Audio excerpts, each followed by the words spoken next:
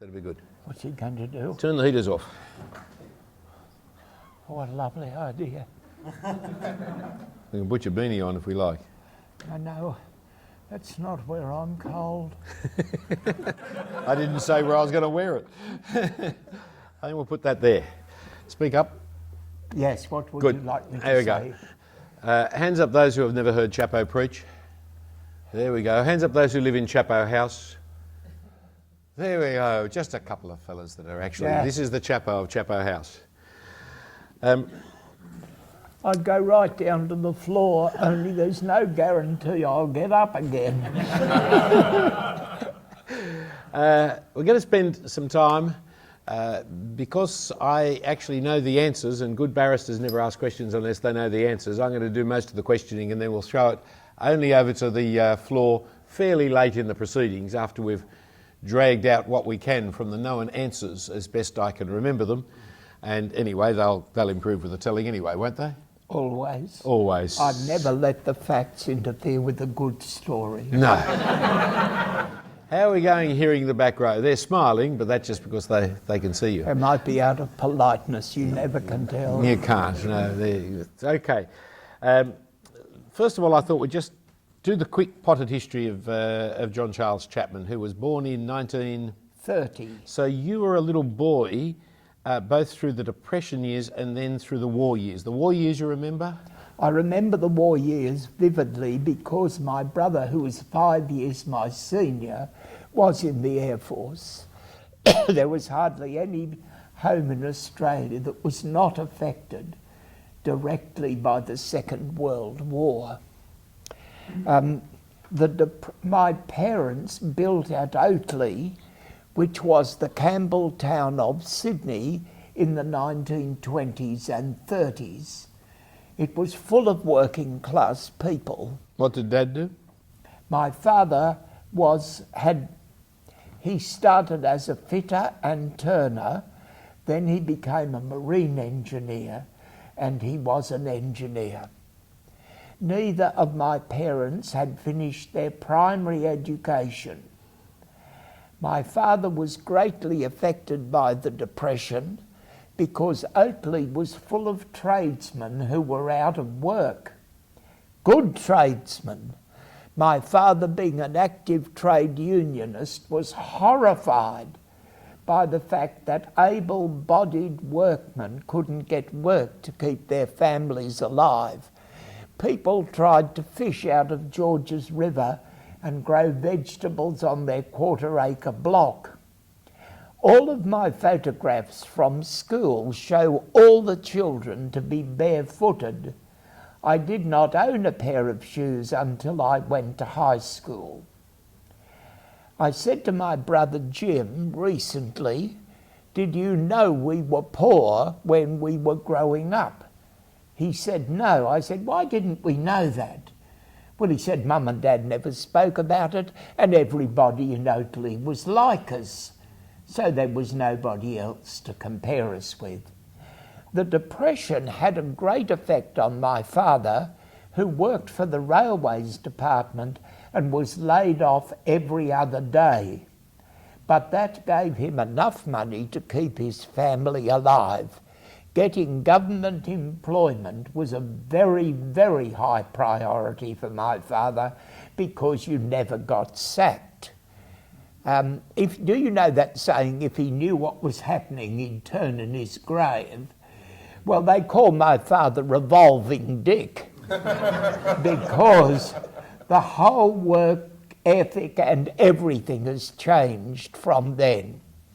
He wanted a fair go for workers, but the idea of bringing an industry to its knees would have horrified him beyond all belief.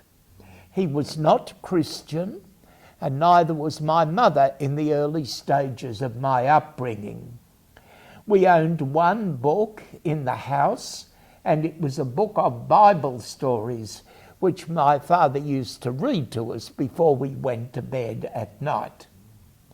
He was determined that his sons would have the best possible education, so he put us into tertiary education, Jim into secondary, John into tertiary education and moved us into the middle classes. Yes, okay, but take us back to the war. Yes. The Depression had this terrible effect. What was the effect of the war upon you and the family? You know, I don't know if you know or not, but the Australian government had drawn a line across the middle of Queensland where they proposed to make a stand against the Japanese. We knew nothing about the bombing of Darwin because it was suppressed. We didn't know it happened. I never knew it happened until I saw the doco a couple of months ago. And we were just kept in the dark about it. My high schooling was done by women teachers and men who'd been brought back from retirement. Many of them had been headmasters and grew up with the one teaching aid, which was about a yard long and a quarter of an inch in diameter, which they applied with such dexterity that I lived the greater bulk of my high school career in abject terror. You did all right at school?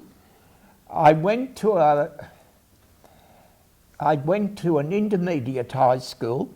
So old am I that at the time of the high schooling there were only Fort Street, Sydney High, Sydney Boys, North Sydney Tech, Sydney Tech, Homebush and Canterbury. There were no other high schools in the Greater Sydney area. And you went to an intermediate high school, and I went to Sutherland, where I came top of the class. It was a very little pond. At the end of third year, I went to Tech High, where there were 247 students in what would be the equivalent to year 10 now. And I remember having come top of the class at Sutherland. In the first examination, I came 54th in the whole year, and it nearly killed me. And I worked and worked and worked and got to 25, and that was a great moment of truth. I discovered in that school there were 24 boys cleverer than I was at answering exam questions. And that is what I had to live with, because it was true. Mum and Dad weren't Christians. Were you going to church at the time? And they read Bible stories to you? My father believed that we should have every advantage, because he thought he had been disadvantaged, and I think he had. I agreed with him in that regard. So we were sent to Sunday school, because if it didn't do you any good, it couldn't do you any harm, could it? Mind you, it did me a power of harm, because it made me believe I understood the gospel when I didn't. It might be hard for you to understand that you could go to an ordinary suburban church in Sydney at that stage and never hear the gospel. While little children all over Sydney were learning their memory verses, I was learning which colour should be on the altar and the bookmarks on which given Sunday. And I learned to recite the church's catechism. I didn't understand what it meant, but my godfathers and godmothers had promised that I would renounce the devil and all his works, the pomp and vanity of this wicked world, and all the sinful lusts of the flesh. I hadn't the faintest idea what the pomp and vanity of this wicked world was, to say nothing at age 8 of the sinful lusts of the flesh. But I soon got to know about the latter with rapidity that was frightening. It's hard to believe that you can go to church Sunday by Sunday and be a stranger to the gospel. Well, And, we'll come back to it. Come back to it in a moment or two. We'll put a Okay. finger on that one, and Yeah, that's okay. the nature of the church you're in. Dad obviously had been hurt by all this and was serious to make things. Was he a serious man or a funny man? Oh, he was screamingly funny. His humour was often directed against people he didn't like, but he was screamingly funny. He had a fishing friend called Stoopy Spees, and he taught me that Stoopy Spees was the first man to cross the Blue Mountains in an open boat. And I told my teacher at school. I reckon I was on the notice board at the Oakley Primary School. Mr. Spees, the first man to cross the Blue Mountains in an open boat. I'll give you the abridged edition. Every house in Sydney had a slit trench at the bottom of the garden, so that when the air raid came, we would jump into the trench. But because we were on clay, ours filled with water every day. So my job every day was to bail out the slit trench. We never, ever stood in it. You'd have gone up to your armpits in mud. But I bailed it out every day. My mother, who did everything by the book, cut out the double supplement in the Sydney Morning Herald to tell you what to do in the event of an air raid. And we had practice air raids, so we'd all know what to do. On the night that the Japanese subs came into Sydney Harbour, all hell was let loose, and off go the sirens.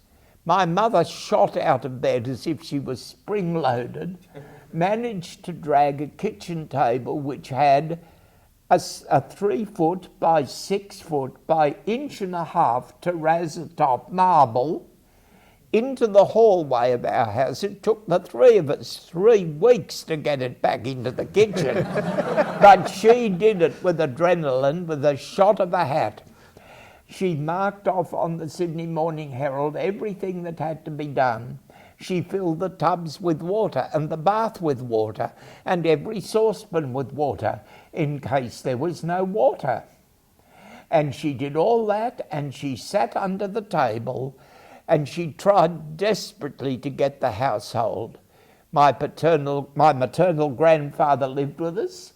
Get up, Barl. Is Aubrey up? No. Get up. I'm not getting up till Aubrey gets up. Get up, Dad. It's an air raid. Who'd be air raiding us? The Japanese.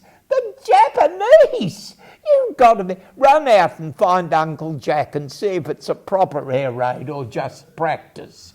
So my mother did everything she was told to do. On went her dressing gown, off she went.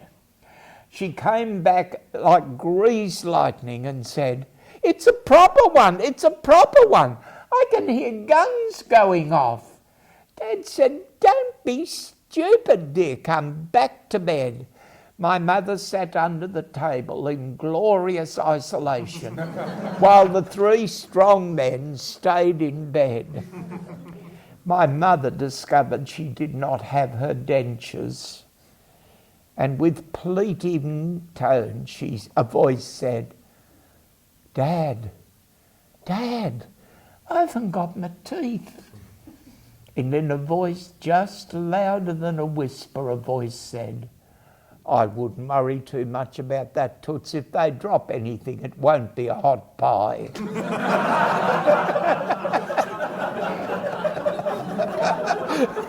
She was very snaky about that. So humour was a big part of the struggle of that kind of family or of that community. We just laughed in that household all the time. And his sister Millie, who used to come and stay with us, she was his eldest sister. She was even funnier than he was. I remember we spent a Christmas day where I ate nothing at lunch for laughing. We just laughed and laughed and laughed. And if there was a funny side to see it, he'd say it. Good. Well, where then did the Christianity come? You didn't become a Christian through that church, presumably. No, I did not. And I think, under the kindness of God, the boy I sat next to at school, called Dick Tisher, I'll tell you a story about Dick Tisher in a minute. The boy I sat next to got converted in the second year of our high school career. And we had cheated our way through all Friday afternoon maths tests. We worked them over. We were quite good at maths. We slid the books across, we marked them, and we slid them back again and corrected them. We got good marks, and we always got the same mark. Those of you who are school teachers know that that should have been picked up. However, after he got saved, he said to me, "I'm not going to cheat anymore, Chapo. I became a Christian last weekend. I should have spoken to you about it before, but that's life." I said, "What are you talking about? I've been a Christian for years and years, and I've been cheating all my life. What has cheating got to do with Christianity?" He said, "You aren't a Christian. You wouldn't know a Christian if you tripped over one in the park." Well, I still wouldn't, because you can't tell by that method. But he began to evangelise me, and he took me off to every meeting where he thought I'd hear the gospel, but I was immune to sermons. I never listened to them. I always assumed they were telling you to be good, and I didn't want to be good. And I think I learned that there. I don't know. I can't remember anything I was taught there, but I certainly believed in a good work salvation. But the natural man believes that anyway, doesn't he? So I might have taught that to myself. I thought that if I was ever so terribly good, I'd make it in the end. And I wasn't all that good, but I laboured under the misapprehension that when I grew ever so terribly old, I'd be ever so terribly good to make up for lost time. And that was stupid, because I am very old now, and you don't turn into a different person. Just takes you longer to do everything. So that was a screwy method. I'll tell you the story about Dick Tisher. No. Dick Tisher took you to these Christian meetings. We'll get to Dick. Okay. He took you to these Christian meetings. So if you weren't listening to the sermons, how did he I bring sensed you to I'd Christ? been away with good people. The jokes they told were not like the jokes the kids told me at church. They were clean in their mind. Well, I don't know if they were any cleaner in their mind than I was, but they were controlled. And they didn't behave badly, and they were great fun to be with. And I remember coming home from one of those weekends saying, "I think it's time for you to be good." And so I tried to be good, but I couldn't pull it off. And that was the first chink in my armour of thinking that maybe I wasn't a Christian. I really thought that if I wanted to be good, I'd be able to do it. But try as I might, I couldn't pull it off. And as time went by, I realised that I was not Christian, and we had gone to different high schools, and my source of gospel information had dried up.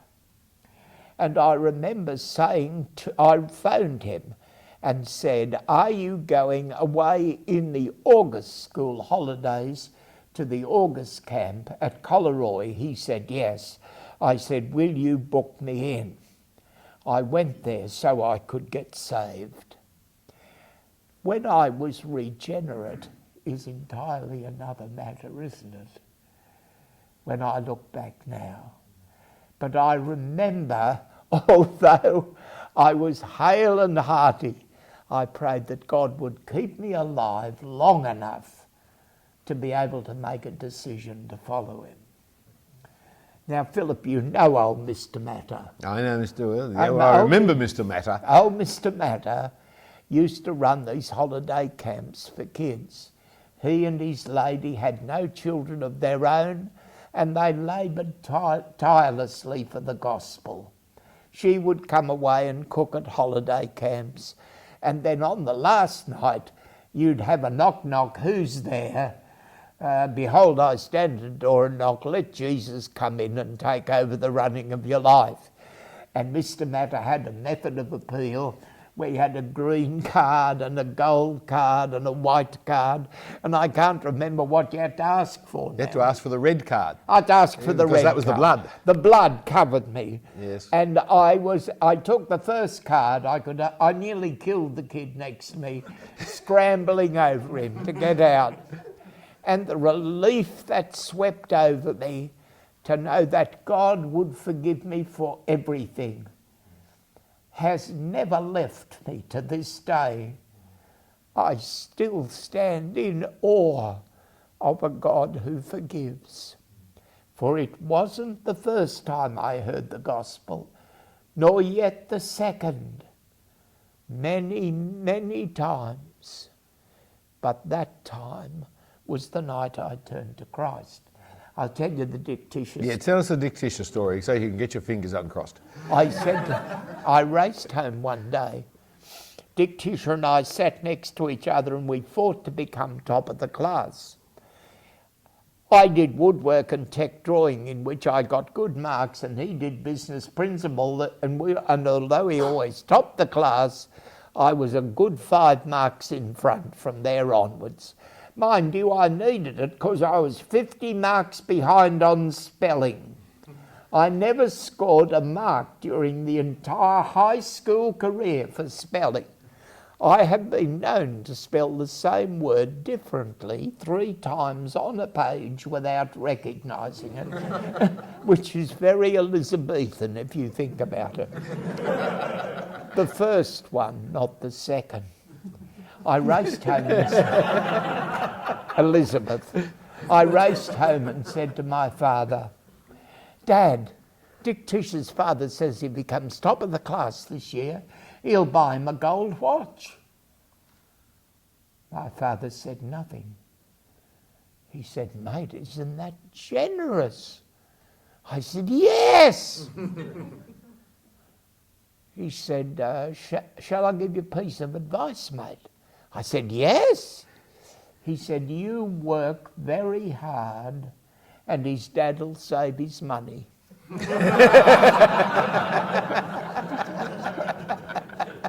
It's become one of our family legends. You're still in touch with Dick Tisher? It's very interesting. Dick was vice president of Sydney University's EU when Dudley was president. There were 600 members of the EU that year. Just after the Second World War? Yes. Mm-hmm. It was phenomenal that they were running a parish bigger than most Sydney parishes on the campus of Sydney University.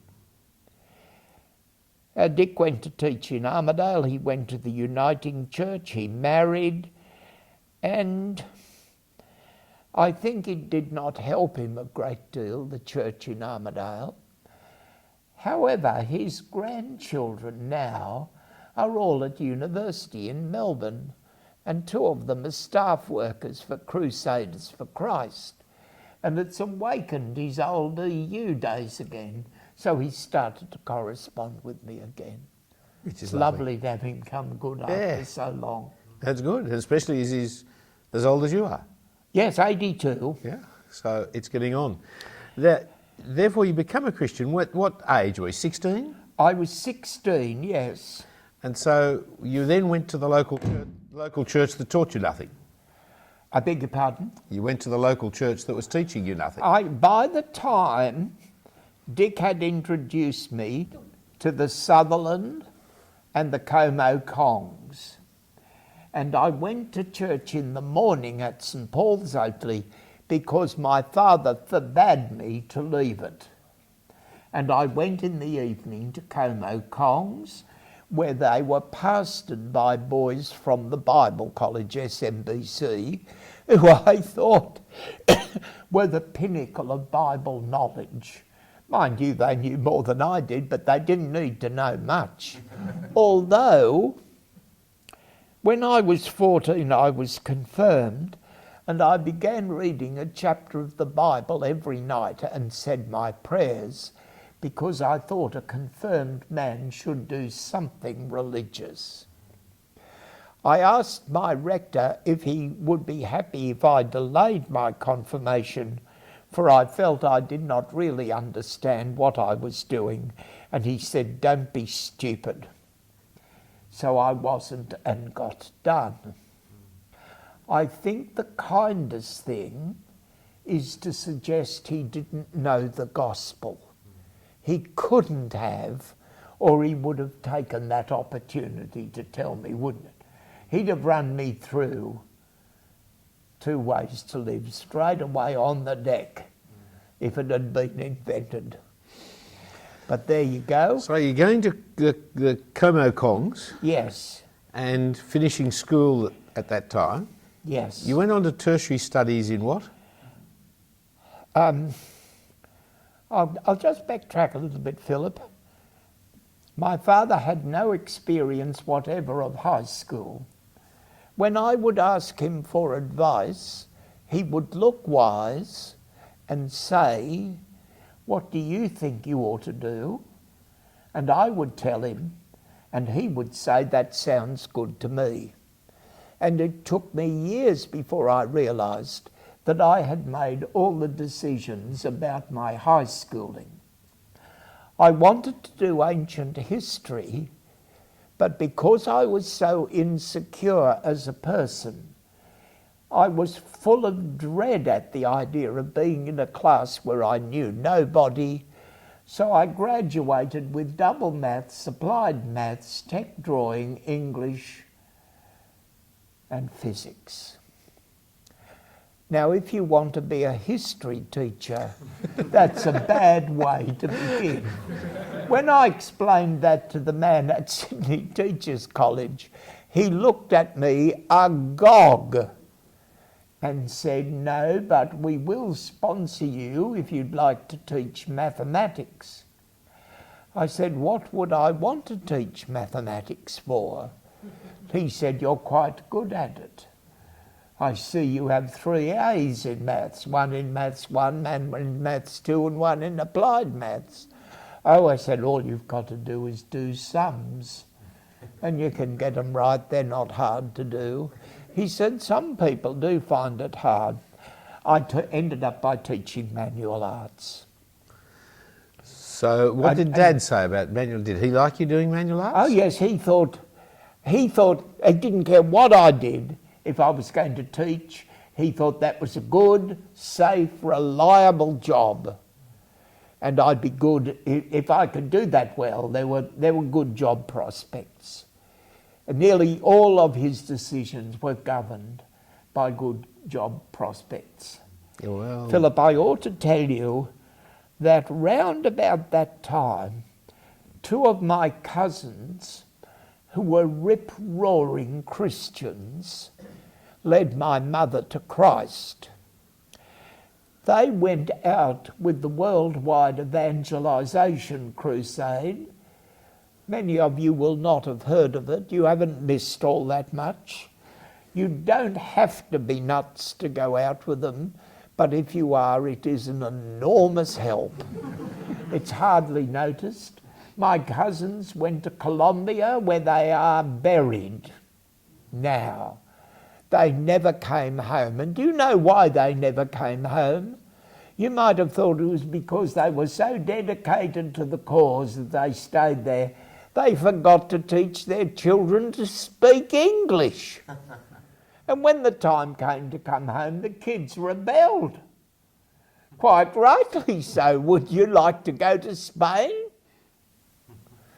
You see, they simply said, "We're not going." So my cousins stayed there. And but they led my mother to Christ. Which is great news. Was good news. And, okay, but now the Church of St Paul's Oatley Yes. changed in its character, didn't it? Was During that the my coming of time. the Reg Hanlon or what? During my time, Archbishop Mole was elected in 1930. The diocese when he came was equally divided between some ritualists, some liberals, and a group of evangelicals that can trace their ancestry back to the First Fleet.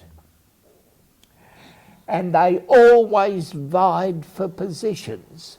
Those of you who've read Peter Bolt's biography of William Cowper know that Bishop Broughton, the first Bishop of Sydney, ordained 4 men, of whom 2 seceded to Rome the week after. And a furor took place in Sydney, as it should have. And the laymen in Sydney diocese blamed Bishop Broughton for not having examined these men correctly before he ordained them. And I think they were right in their expectation. When Archbishop Mole was elected in 1930, he set to work tooth and nail to change the diocese into an evangelical one, of which you and I are the inheritors of it. And he just went for it. He appointed T.C. Hammond to be principal of Moore College. Now, I only ever heard T.C. lecture for a term, and he was not in his heyday then. But T.C. publicly debated with Professor Anderson, who was an atheist professor of philosophy at Sydney University, on nights which John Reed told me were memorable in T.C. Hammond's monumental mind. And he made a quote, Anderson made a quote, and T.C. is reported to have said, Professor Anderson, would you mind telling what edition you're quoting from? He said, I've never heard that quote before. So Anderson told him, yes, he said, I think you'll find that most reliable sources don't believe that anymore. It's been disproved. And the like of which this monumental mind had never been seen before. He was the rector of St. Philip's Church Hill, and he and Mrs. Hammond walked from Moore College to Churchill to church in the morning and back again for lunch, and down in the evening for evening church and back again. T.C. Hammond had a fairly earthy sense of humour and was a wild Irishman. He was Protestant to the back teeth, and they visited every year the Hammonds, the InterVarsity Conference, the AFES Conference in New Zealand. Lester Fanku, an old friend of mine, said he used to run a seminar on how we keep the Diocese of Sydney evangelical. And they would outline the plans that the ACL took so that Christian people got elected to synodical committees where decisions were made. They were serious because they believed evangelical Christianity was Bible Christianity, and you could not shake them. They did not give assent to the idea that the Church of England was comprehensive. If it was their folly. And they did not believe it to be a thing to boast about. It was a thing of shame. And they were determined. Great big parishes with liberals like the one in which I grew up were divided by Archbishop Mole, and evangelicals were placed in them because, being parochial districts, he had the right to make the appointments. Noel Patterson became the rector of Mortdale, Oakley and Oakley West. And for the first time, we had catechists from Moore College. I remember saying to him one day, he said, "John, have you thought about coming back on Sunday night?" Well, I said, "Mr. Patterson, if you will promise to preach the gospel on every occasion, I will come back." He said, "I thought I was doing that, John." Well, I said, "I'll come and listen hard." I was introduced to the Anglican Youth Works. It was then called the Department of Evangelism. Archbishop Mole had appointed Graham Delbridge. You might notice in Graham Goldsworthy's latest book, he pays tribute to Graham Delbridge's effect on him as a young Christian man, with very good cause.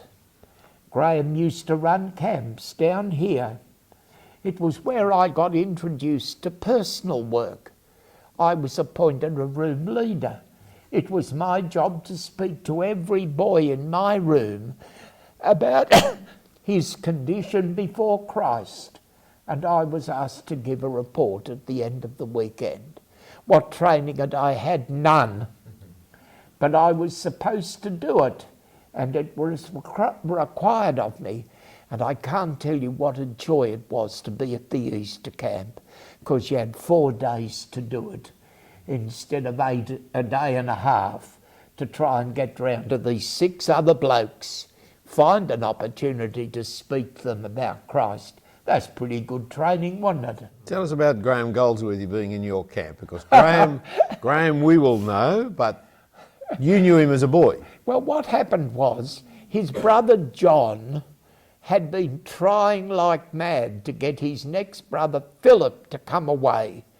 And we used to pray every Friday for Phillip that he'd say yes.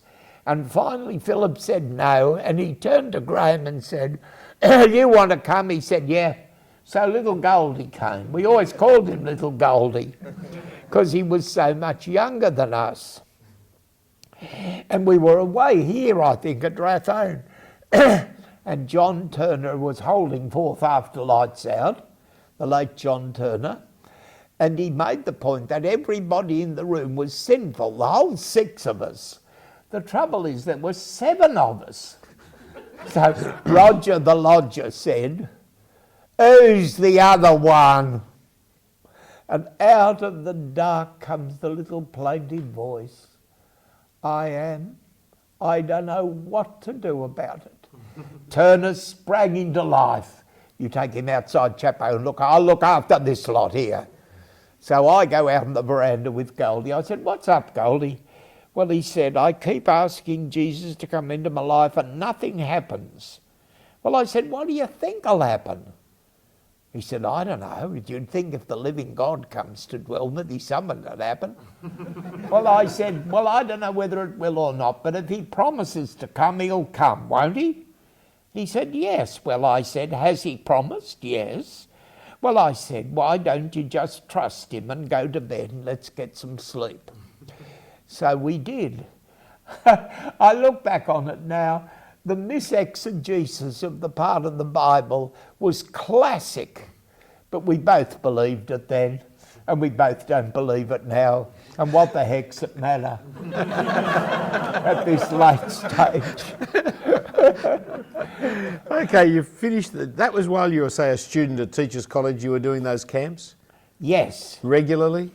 Every weekend they had one, I went away. Philip, it never occurred to me that I could take the kids from the fellowship group at St Paul's Oatley down here for the weekend and bring them home unconverted, because it never happened. I would have believed it had it ever happened, but it never did. They were very heady times, let me say.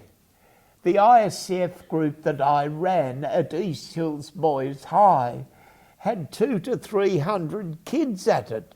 I mean, you can hardly believe it, can you?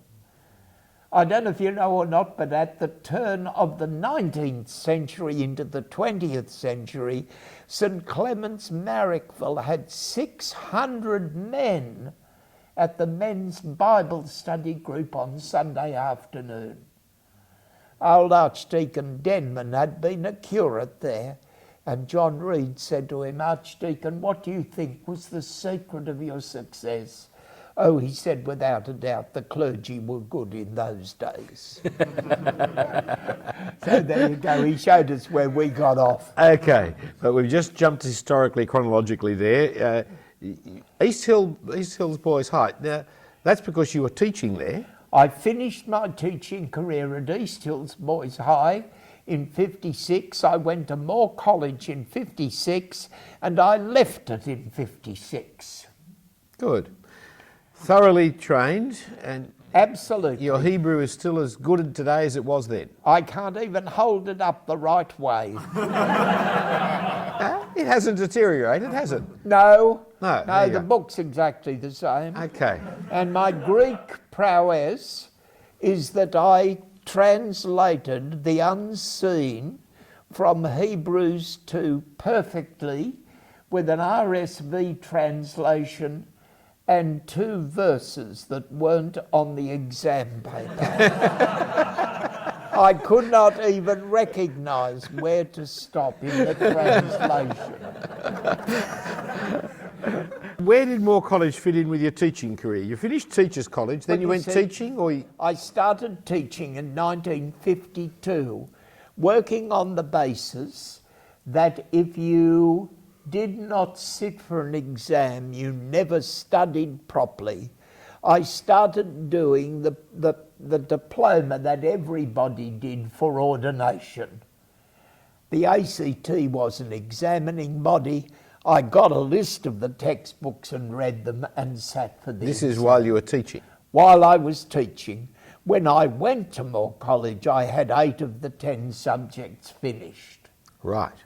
So I was self-taught, which is not a good way to learn theology, as you do well know, and I had to work really overtime when I got ordained to make up for lost ground. Okay, now you went teaching in the country. Yes. Up in Armidale? In 1951, Graham Delbridge bumped into me in the hall, as was his wont, and said, "Oh, by the way, Chapman, what are you doing at Easter?" I said, "I'm coming down for the Easter camp." "No," he said, "you're not. You're going up to Armidale to run one. There's no youth work at all, and there's a very active young clergyman at Bingra, and he's trying to start youth work in the diocese. Why don't you take Alan Quee with you and go up?" So we went up and ran on the Easter weekend the first youth camp for the diocese, and they were mainly teenage kids who went to church on Sunday. There was no organised youth work in any parish in the diocese. Now, Armidale Diocese then was ritualistic, liberal? If you went to church on Sunday, you would have thought they were Anglo-Catholic. The clergymen wore vestments, which you know from your Old Testament were worn by the sacrificing priests at the altar, and there was more candles in the sanctuary than on my birthday cake. And the first Sunday after my ordination, everything in the sanctuary got kissed except me. And I puckered up and was bypassed and felt as if I had been badly done by. I thought they would be Anglo-Catholics, but they were really ritualists. When I told Archdeacon Stockdale that Newman, you probably never heard of Newman, he was one of the founders of the Oxford movement, the Anglo-Catholic movement in the 1850s in England. Within 10 years they had changed the face of Anglicanism, so that what was a novelty in 1850 was a norm by 1890. And young Anglo-Catholics went all over the Anglican Communion, where they stayed and turned parishes into ritualistic situations. I thought we would have big fights about the nature of Christ's presence in the sacrament, because when the prayer of consecration was finished, the elements would be held high for people to see, and a gong was rung so you would know that the Lord Jesus had come down. You were not left in the faintest shadow of a doubt. To my great surprise, they didn't believe anything like that. They were sort of liberal in their view of the Old Testament. They thought the sayings of Jesus were probably right. And they held a doctrine, I think, that you became Christian by osmosis by going to church. Please don't misunderstand me. Very few of them had heard the gospel with any clarity. The man I worked with when I was first ordained Archdeacon Stockdale had been a farmer in Nambucca. He was godly and a God-fearer. He said his prayers daily, and he longed for people to be godly. And he kept urging them to come to the sacrament where they would become godly. And it remained for him a mystery as to why this had not worked. Okay, well, come back to Archdeacon Stockdale, because he's a very interesting man. I want to go back to when you were teaching. You arrived in a country town of which name I'd prefer you not to mention so that you can be rude about it. Right. And you went to church. Now, as an evangelical then from Sydney, someone involved in the youth works, just fresh up in the country, what happened on the first Sunday you went to church? The first Sunday I went to church, I had been brought up by Christian people who were legalists. There was a rule that covered everything. And the rule for giving was you gave a tenth of your income, and that just went straight off the top before you did anything else. And there were no questions asked. That's all there was about it. I remember the first pay period, I got £70. So I skimmed off the £7. And since there was no folding money ever put on the plate in Manila, I rolled it into the smallest cylinder that I could get it into. I remember dropping it on the plate, and I can feel old Mr. Stoddart's eyes boring into me as he saw this cylinder on the plate. I got co-opted to the parish council the next week, and I realised what mattered at the church in Manila. I think they thought I was a screw loose, and the idea that anybody could give that sort of money on Sunday was beyond them. You spent a year there? I spent a year living in Manila. Yes. And then teaching where because you're taught in several, you're only teaching 4 years in Armidale, but lots of places. I taught Manila for 3 days a week in Tamworth because there were not enough boys, only boys did manual arts then, there weren't enough boys at Manila for me to teach full time. So I used to catch the school bus into Tamworth and back home again 2 days a week. The next year I taught 3 days in Tamworth and 2 days at Werris Creek. And then for 3 years I taught at Gunnedah. They were happy times. And then I came back and finished my teaching career at East Hills Boys High. And then the next year went to Moore College? Yes. And now, as an evangelical, you mentioned being a legalist. Yes. What was evangelicalism like then in the 1950s in Sydney? Well, don't just emphasise the legalism, but tell us the good and the bad of what it was like then. Can I say, if you go to Holy Trinity Church in Adelaide and you talk to the people of 50 plus, you will find most of them are led to Christ by Graham Delbridge. He was the rector there. He was a fine evangelist. And I was lucky enough to grow up under his tutelage. He fired me out of the barrel when I went teaching. with a vision that if I put my shoulder to the wheel, we could evangelise Australia, and why not give it a go? Now, I've slightly modified that now, but only slightly. You're interested in New Zealand as well? Yes. Well, the gospel is very powerful, isn't it? You have seen it change people's lives. If you lose your confidence in the gospel, we've got nothing else. It's the end. These are really, really hard times at present. You lead an Australian to Christ, you'll lead anyone to Christ. That's my view. They're as tough as Jerusalem artichokes.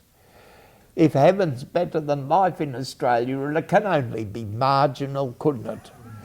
Most probably discountable, I think. And they're well satisfied. It's hard work, but I've lived long enough to know when it wasn't quite like that. So what was it like in terms of, you said you brought people down here, young fellas down here to the camp. You always expected them to be converted. Yeah. Because they were. Yes. Graham's talks all came out of Ryle's expository thoughts, and he prepared them for about 10 minutes before he got up. And they weren't bad. The originals were quite good. He had a good one to start with. But he was good one-on-one. He was very good on it. And he looked after people. And he pressed people for repentance, for conversion, for salvation? Oh, sure. And nothing was worse than to go to hell. Nothing could ever happen to you that would be worse than that. And that generation of men were fine evangelists. I boarded with a lady in Canada who told me she grew up as a girl at Dulwich Hill, and that she and her sister used to take cut sandwiches and walk across to Leichhardt Church to hear old Mr. Begbie preaching so they could get a seat. I'm talking now, aren't I, of the early 20s? But Leichhardt Church was a big building. 350, 400, yeah. And they were good at it. They were good at it. But here we have the evangelicals who are evangelists, good at it, but half the diocese is liberal or ritualist. The last word has not been told us. Nobody's done the work. Why is it that we get 3 evangelical chaplains, an evangelical bishop in Sydney and an evangelical bishop in Melbourne, and overnight it dries up and the rest of the bishops who come are semi-liberals from then onwards? Was it the last hurrah of the Clapham sect in the Colonial Office? Who knows? And the end has never been told of Bishop Barker's appointment.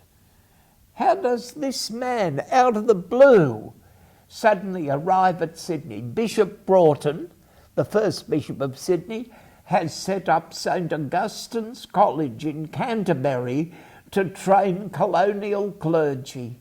And the man he invited to be principal seceded to Rome a month before. Can you imagine the schmozzle that would have been? Bishop Barker arrives and sets up Moore College on arrival.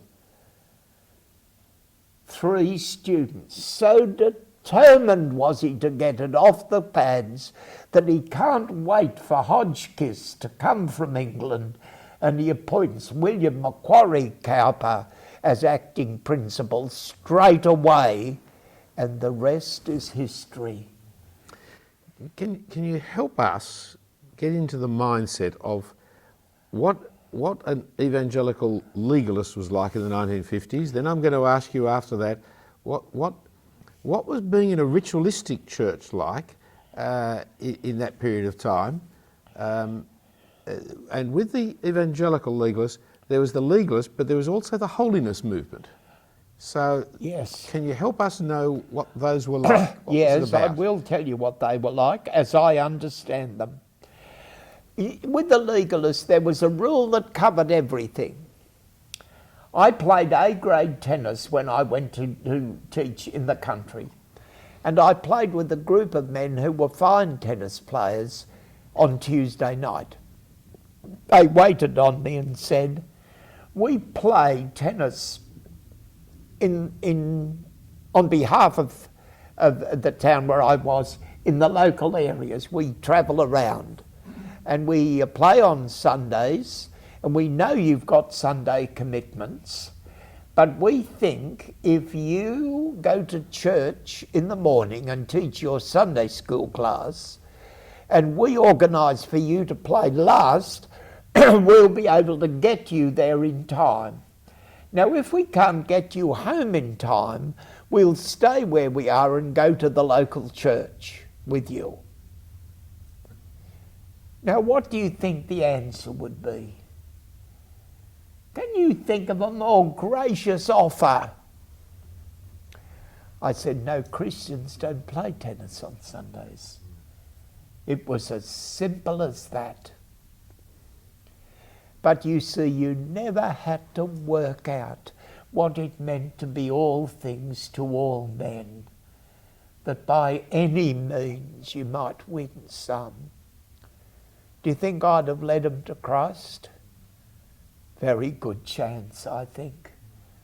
Now, the good side of this is the sense of holiness and difference. yes, and you read your Bible every day, and you didn't eat breakfast if you hadn't had your Bible.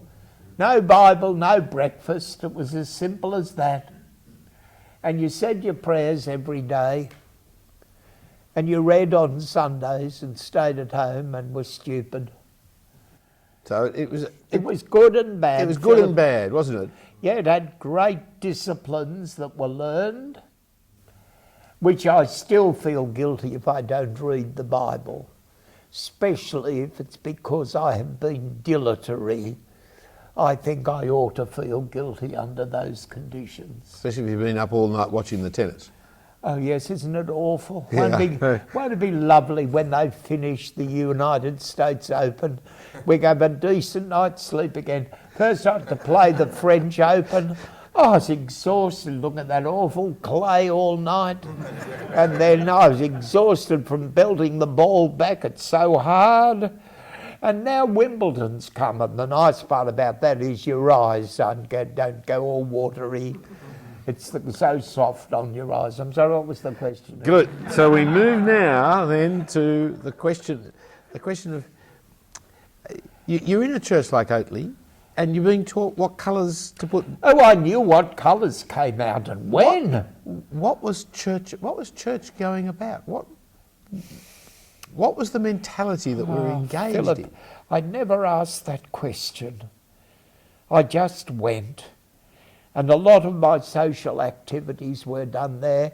You could play cricket for 3p a week at the church cricket club. You could hardly do that anywhere. You could hardly buy an ice cream for 3p. But you could play cricket. There was generally a tennis court at the back of the church. Most churches had tennis courts then. And so it was a social environment of the community. And that's where I grew up, and that's where the kids were friends from school went. And I don't know that I thought it had anything to do with life. I must have, I don't know, Phillip. It's so hard for me to remember now with any accuracy. Okay, well, move your accuracy or inaccuracy into the subject of the holiness movement, because that grabbed Sydney evangelicals in the mid-50s, early 50s? Yeah, it started in Sydney University. Hang on, take your drink, they'll have a pause. If you drink the water and talk at the same time, they're thrown right out Yes, on the okay. cameras. Very inadequate. And it's like Goldsworthy playing Good King Wenceslas with a glass of water down his trumpet. Thank you. That's a picture I have not contemplated previously. It sounds like somebody gargling their throat. only it comes out of the tune of Good King Wenceslas. Of course. Okay, let's move back to the holiness movement, shall we? Yeah. Sydney University, there was a movement in the late 40s and early 50s, a holiness movement where they claimed that they had reached the state of complete sanctification. That is, they didn't sin anymore. And I want to say, if somebody offers you that, it's irresistible, isn't it? Wouldn't you give your eye teeth to stop sinning? Especially if you're a legalist.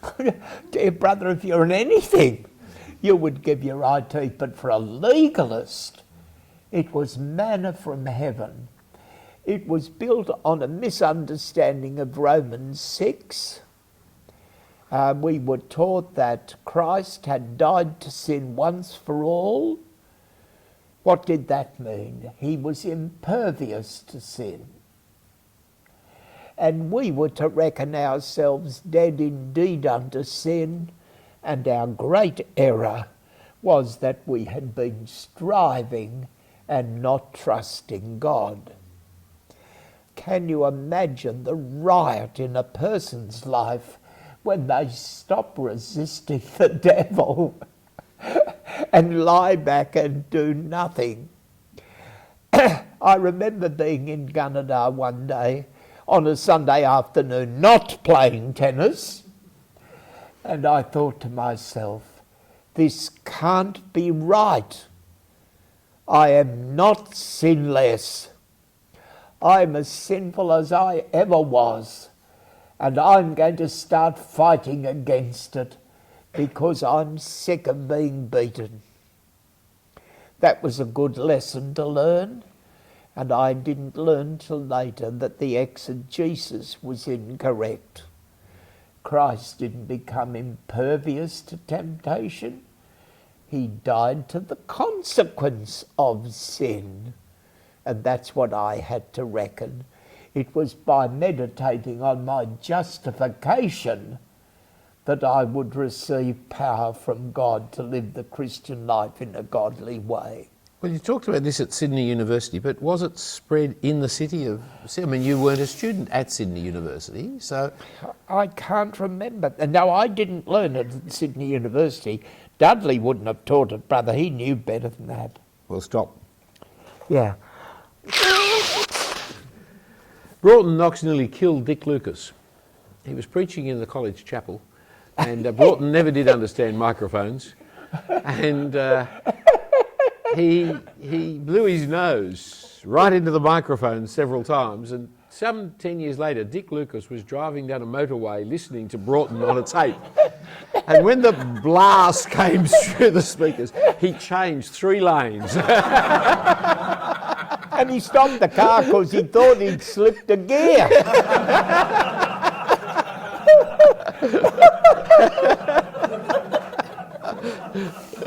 Okay, come back. Yes, Dudley Ford would not have been involved in this holiness movement, but No, predated Dudley. but down at the Garrison Church, it was involved. I there, was wasn't it? with a group of men who went there. You've got to hand it to them, Phillip. They really wanted to be godly men and women.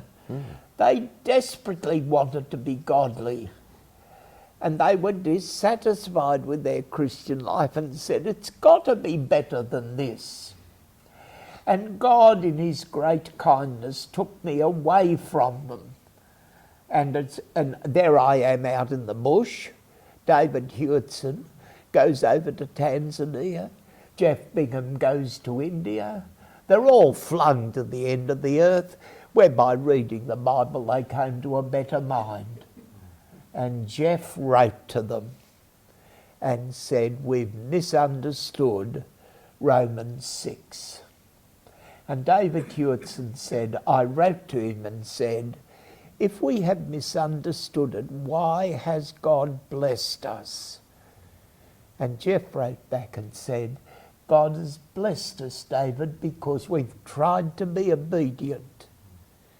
But he won't keep blessing us. Now we know it's a mistake unless we repent. So they were good brothers. So there's a genuine evangelicalism that is got legalism, got holiness, is surrounded by denominations, especially outside the diocese, but also inside the diocese, of ritualism and liberalism. How did we get from that to where we are today?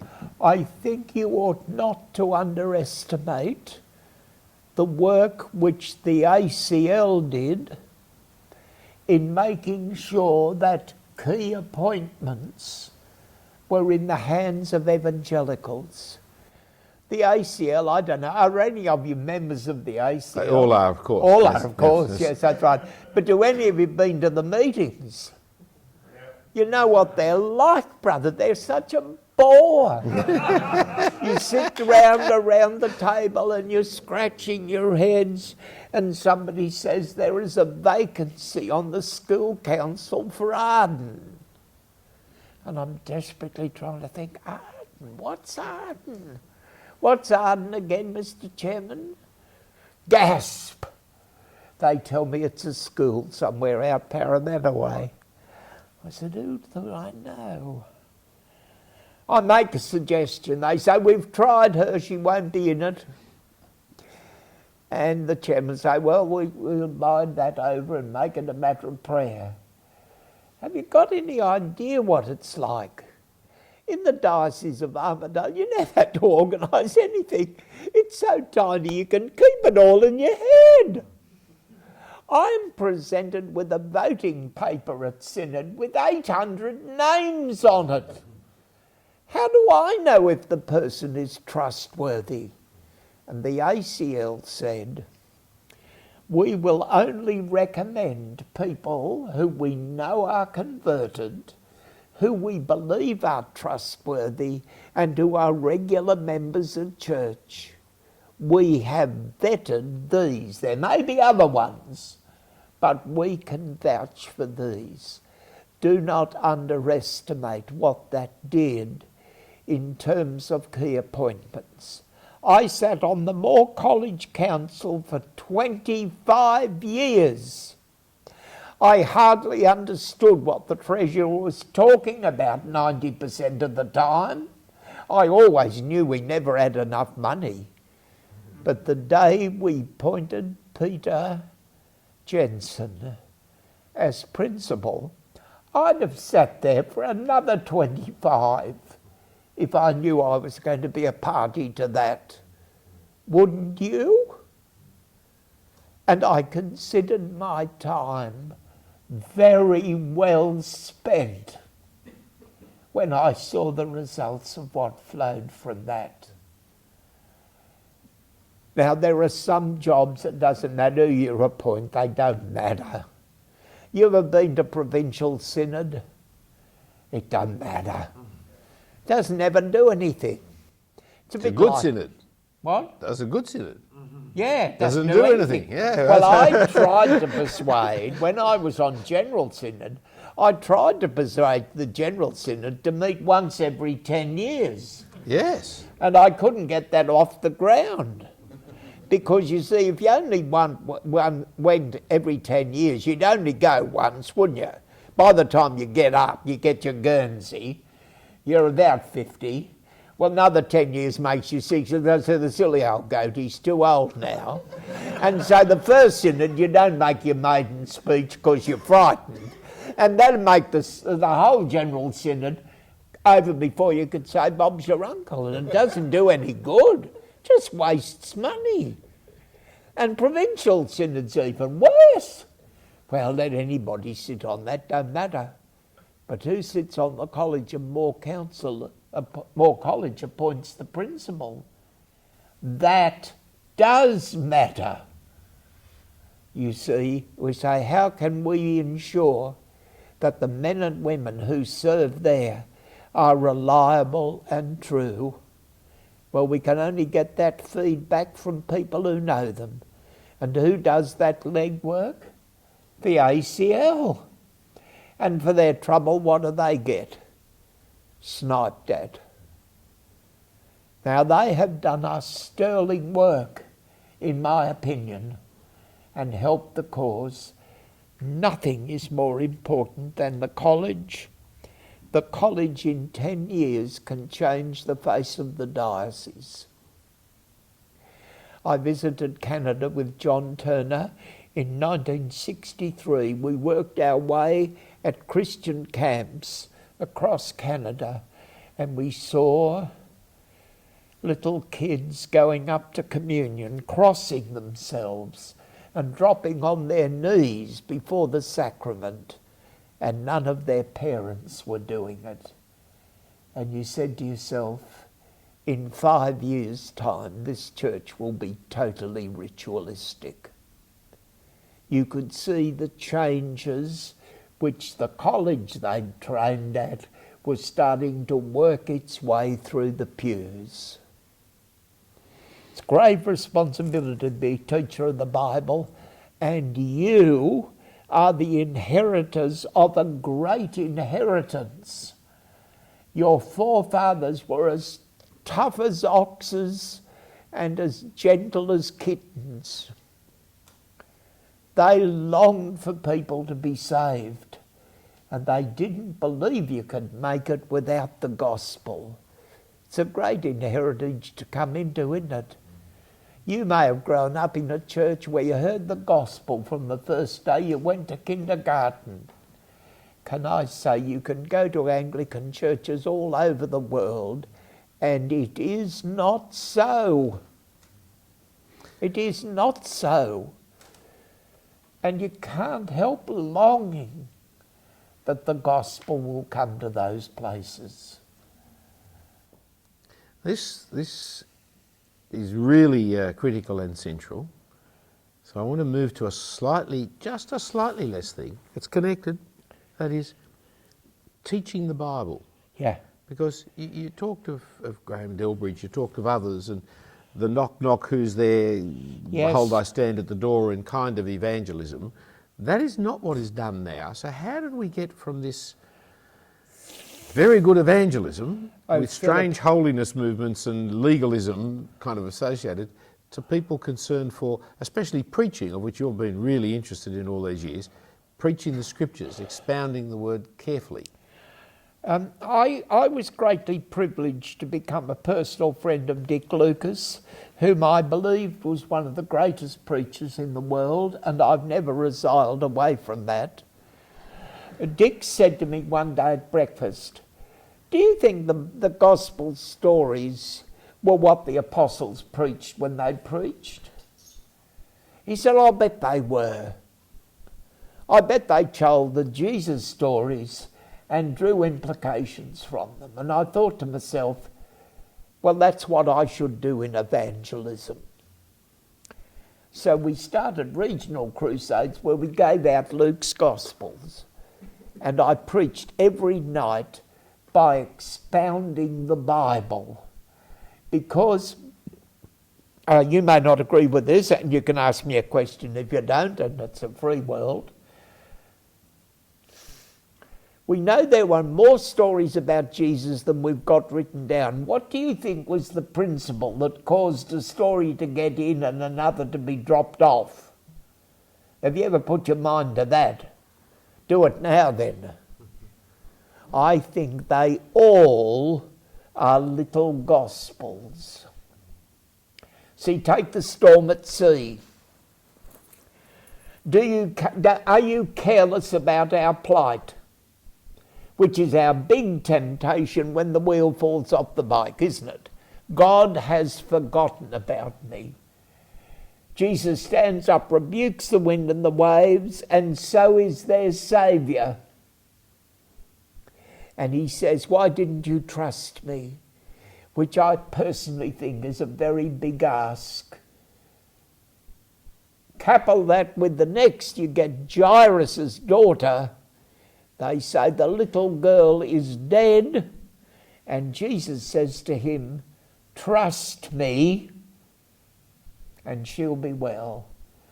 Now, brothers, how do you reckon, sisters, how do you reckon you'd go on that? You'd be able to do that? It's massive ask, isn't it? Trust me, trust me. But you see, the two stories are beautiful gospel stories.